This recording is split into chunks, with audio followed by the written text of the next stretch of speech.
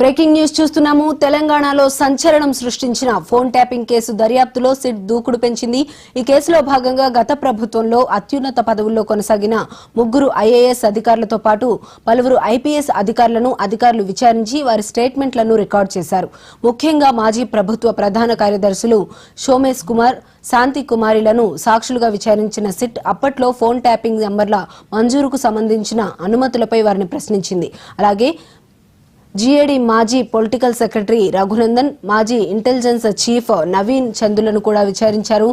SIB ఓఎస్డీగా Prabhakar Rao నియామకం, రాజకీయ నాయకులు, వ్యాపారవేత్తల ఫోన్ల ట్యాపింగ్ వ్యవహారంలో ఉన్నతాధికారుల పాత్రపై సిట్ ప్రధానంగా దృష్టి సారించింది.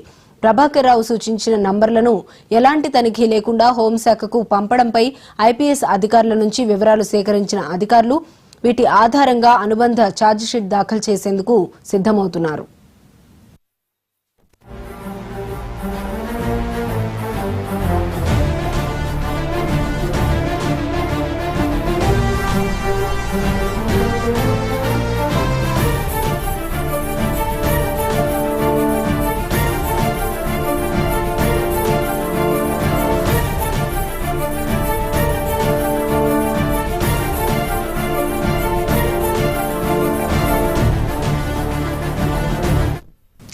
తెలంగాణలో సంచలనం సృష్టించిన ఫోన్ ట్యాపింగ్ కేసు దర్యాప్తులో సిట్ దూకుడు పెంచింది.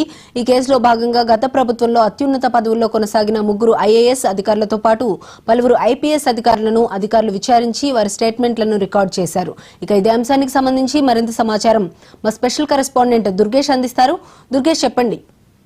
తెలంగాణ రాష్ట్ర వ్యాప్తంగా సంచలనం రేపిన ఫోన్ ట్యాపింగ్ వ్యవహారం కొలికి తీసుకొచ్చేందుకు సిట్ కూడా ప్రత్యేకమైన బృందం ఏర్పాటు చేసిన నేపథ్యంలోనే గతంలో ఉన్నటువంటి ఐఏఎస్ అధికారులు కానివ్వండి, ఐపీఎస్ అధికారులు ఎవరైతే ఉన్నారో సోమేష్ కుమార్ కానివ్వండి, తనతో పాటు ఇంటెలిజెన్స్ లో ఉన్నటువంటి నవీన్ చంద్ కానీ వీళ్ళందరికీ కూడా నోటీసులు జారీ చేసేటువంటి పరిస్థితి మనం చూద్దాం. ఎందుకంటే సిట్ అధికారులకు ఈ ఫోన్ ట్యాపింగ్ వ్యవహారంలో కూడా ఎవరెవరు కీలక పాత్ర పోషించారు, ఎవరెవరు ఫోన్ నెంబర్ ట్యాపింగ్ చేశారు అన్న దానిపైన కూడా నోటీసులు జారీ చేసి వాళ్ళు కూడా స్టేట్మెంట్ రికార్డ్ చేసినటువంటి పరిస్థితి మనం చూద్దాం. ఎందుకంటే ఈ యొక్క ఫోన్ ట్యాపింగ్ చేయాలంటే ఖచ్చితంగా ఒక రివ్యూ మీటింగ్ ఉంది. రివ్యూ మీటింగ్ తర్వాతనే ఒక ఫోన్ ట్యాపింగ్ లో ఎవరెవరి ఫోన్ ట్యాపింగ్ చేయాలన్న దానిపైన ఒక రివ్యూ మీటింగ్, ఆ రివ్యూ మీటింగ్ తెలిసి ఎన్ని ఫోన్ ట్యాపింగ్ చేశారు, తెలియకుండా ఎన్ని ఫోన్ ట్యాపింగ్ చేశారు దానిపైన బట్టి ప్రత్యేకమైన దృష్టి పెట్టడం జరిగింది. దీంట్లో కూడా పొలిటికల్ నేతలు కానివ్వండి, సినిమా పరిశ్రమకు సంబంధించిన కానివ్వండి, వ్యాపారవేత్తలు కానివ్వండి, సినిమా ఇండస్ట్రీతో పాటు కూడా సినిమా హీరోలు కానీ ఫార్మస్యూటికల్ కంపెనీ ప్రతి ఒక్కరి రిలేటెడ్ వ్యాపారాలు అందరికీ కూడా ఫోన్ ట్యాపింగ్ చేసి బెదింపులకు పాల్పడ్డారు. వాళ్ళ దగ్గర నుంచి కూడా డబ్బులు లావాదేవీలు అన్ని కూడా వ్యవహారం అంతా కూడా వీళ్ళు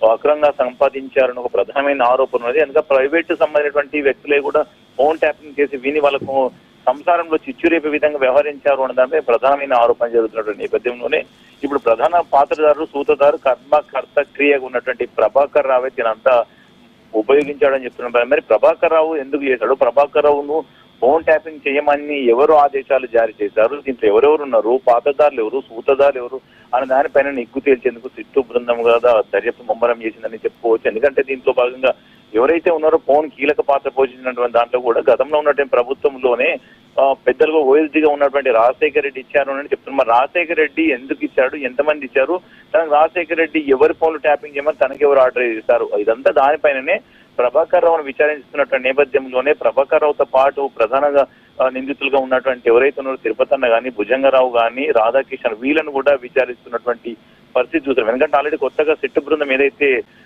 దీంట్లో ఇన్వాల్వ్మెంట్ కావడం జరిగింది, దాంట్లోనే భాగంగానే మరికొంతమందిని కూడా వాళ్ళు విచారణ చేస్తున్నారు. ప్రభాకర్ రావుతో పాటు వాళ్ళు కూడా కూర్చోబెట్టి విచారిస్తారు. ఎందుకంటే వాళ్ళు చెప్పేటటువంటి స్టేట్మెంట్ ఏ విధంగా ఉంటుంది, ప్రభాకర్ రావు చెప్పే స్టేట్మెంట్ ఏ విధంగా ఉంటుంది, ఈ వీటన్నిటిలో కూడా ఎక్కడైనా అనుమానం ఉంటే మరొకసారి ఇప్పుడు అలాంతా కూడా ఇప్పుడు జరుగుతుంది అంతా కూడా కస్టోడియల్ విచారణ.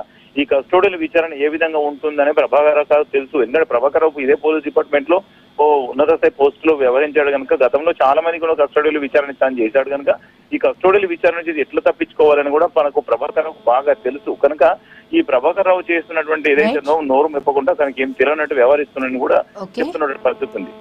Right, thank you Durgesh.